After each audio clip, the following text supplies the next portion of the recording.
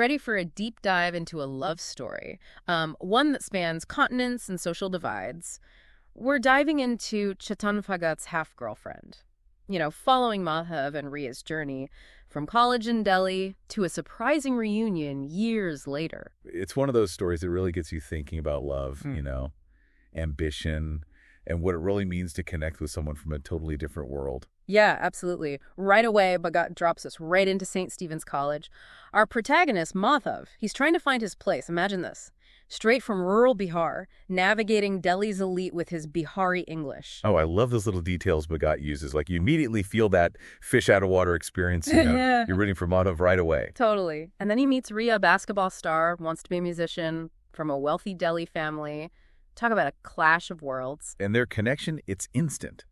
But their whole relationship, it takes this unconventional turn when Ria, she suggests this whole half-girlfriend thing. Right. Yeah, that threw me off at first. Ria, she wants a connection, but she shies away from, a full-on romantic relationship. Holds back a bit. Yeah, like she's almost afraid to commit or something. Definitely.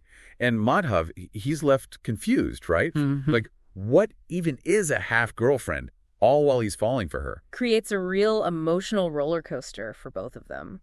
On one hand, there's Madhav, head over heels. He goes along with it, hoping for something more. And Ria's battling her own stuff. She wants to be a musician, but her family, they have other plans. Traditional marriage, that kind of thing. And that's where Rohan shows up. This wealthy London, hotshot, seems perfect on paper to everyone, but maybe not to Ria herself. Exactly. Rohan's everything I meant. Madhav isn't money, sophistication, that effortless confidence. Remember that scene at Ria's birthday party? Surrounded by luxury, but she seems totally out of place. Like, deep down, it's not her world, Totally. And Madhav, he's genuine, connected to his roots. We see this when Ria visits his Haveli in Dibran. Talk about a culture shock.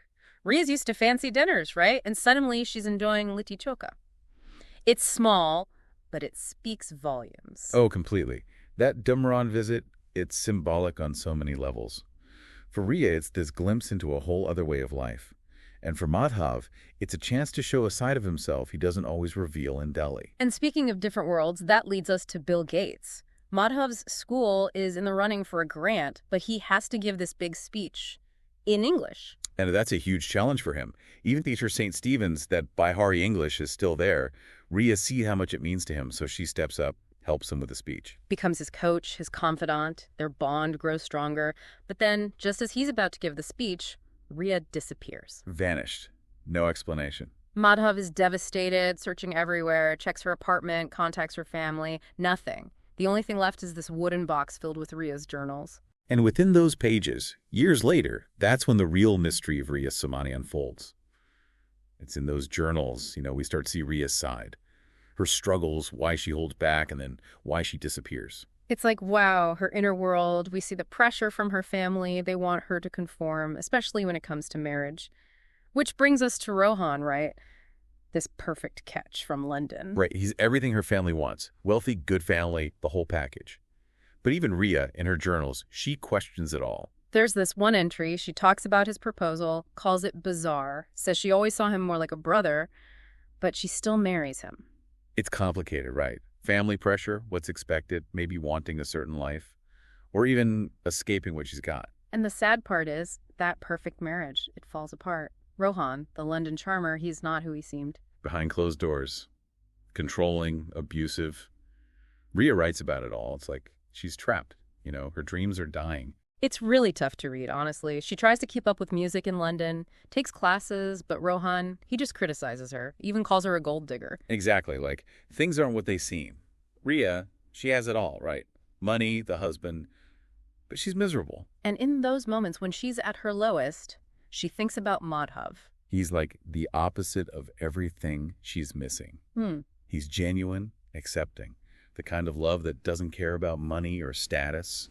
She even writes about how his stories about Bihar, how simple it is there, it stuck with her, influenced her taking that job in Patna. Their reunion in Patna, though, talk about ups and downs. They reconnect, but there's this distance. Ria, she's still hurting from the marriage, keeps Madhav at a distance. Makes sense. And Madhav, he has no idea what she's been through, right? He sees glimpses of the old Ria, But there's this wall. Yeah, and that night at the Haveli, so much unspoken stuff. They finally kiss, but even then, Rhea, she pulls back. The half-girlfriend thing, it's back. But now, it's not a game. It's her protecting herself, Totally. Then, the Bill Gates event. Huge for Madhav, the school, and their relationship. He's on stage giving the speech in English because of her. Rhea's in the audience, so proud. It's bittersweet. He's overcome so much thanks to her, and she sees that, But she's gone again. Just a brown envelope with a note. And that note, man, it changes everything. It's raw, full of pain, love, sacrifice. It's the key to understanding why Rhea ran. Rhea's note. It's heavy stuff. She doesn't hold back. The truth about her marriage, how badly she was treated, how lost she felt, and how she needs to find herself, before she can even think about being with anyone. It's heartbreaking. She talks about not wanting to be a burden on Madhav, about protecting him from her pain, so she disappears, even though it's killing her inside. It's love, but it's also self-preservation. She realizes she needs to heal, find her own strength on her own terms. Madhav, he's reeling. But now he understands. He retraces her steps, desperate to find her, discovers she flew to Delhi, quit her job, took all her money, and poof. Gone. And that's when he gets this idea, this hunch that she's in New York, chasing that dream of being a singer. So he goes, right, to New York. A few contacts, almost no money, and this crazy mission. Find one person in a city of millions. Like finding a needle in a haystack, seriously. Yeah.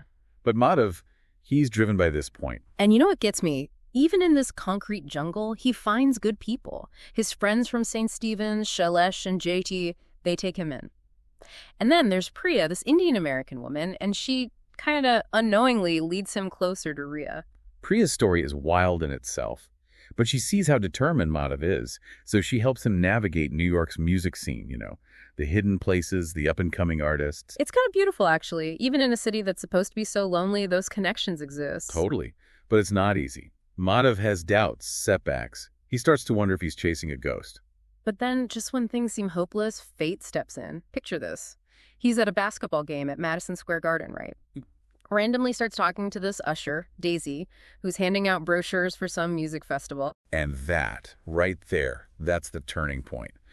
Madhav glances at the brochure and sees this name. Ray, playing in a place called Café Hua in Greenwich Village. And boom, it hits him. Could it be her? He calls the cafe, heart racing, asks about the singer. The server describes her. It's vague, but enough. Not white, not black, maybe Indian, maybe Latina. That's all Madhav needs. And so begins this mad dash. Blizzard raging, subways closed, no cabs. Madhav's running through the snow, desperate to get there before it's too late. Talk about dedication, man. Love makes you do crazy things. As he's running, his mind's going a mile a minute. Memories of Rhea, their good times, their fights, all those unspoken things. And in that moment, something clicks. He knows he's doing exactly what he needs to be doing. That's powerful. It's not just about finding Rhea anymore. It's about him finding himself, becoming the best version of himself for her. And then he bursts into Café Wa, completely spent, heart pounding out of his chest, and sees her. Rhea, on that stage, bathed in light. She's different now, though, right? Not the same girl from Delhi. Life's hit her hard, but she's come through it stronger. Her voice, it reflects that. And the song she's singing, talk about hitting home. It's about seeing someone familiar in a crowd, but knowing you can't be together. Like she's singing directly to him, pouring out all those unspoken emotions. That reunion, it's intense. No big scenes, just this look, tears in their eyes. It says it all, And then Madhav, he whispers, I know. Simple words, but they mean everything in that moment. And Rhea, she says, I'm sorry I left because I got scared. So much vulnerability there, She's not that confident girl anymore. She's been hurt, broken, and she's still putting herself back together. They ride back to her place in silence, but it's a comfortable silence. The years melt away, the unspoken stuff, it's just there, hanging in the air between them. That detail Bhagat uses. Madhav in Rhea's pink Dora the Explorer t-shirt after that run. Perfect. It is perfect. But we're left with this question. What happens next? What does their future hold? And Bhagat, he doesn't give us a neat little bow to tie it all up. That's what makes it real, though. Half-girlfriend. It's not a fairy tale. It's about love, but it's also about life, about how messy and unpredictable it can be. So as we wrap up our deep dive into this incredible love story, what stays with us? What does it all mean? What did we learn? We learned that love can make us do crazy, beautiful things, that chasing your dreams, even when it's scary, is always worth it, and that sometimes the strongest connections are forged in the face of the biggest obstacles.